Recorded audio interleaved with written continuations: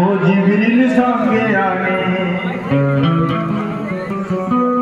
তাই আমার লেখক বলছে, এই দুনিয়ার বুকে যারা কারোকে মহব্বত করেছেন, ভালোবেসেছেন, তাতে সন্তান ছেলের জন্য হোক না কেন, যে কোনো সন্তানের উদ্দেশ্যে বলুন না কেন, বাপ এবং মা বলুন না কেন, এবং নিজে নিজ ভাই বোনের সম্পর্ক বলুন না কেন, এবং নিজে নিজ প্রিয় মসজিদ বলুন না কেন, যে যেমন আসল বিচ্ছেদ তাদের কিছু কথা রাখবো।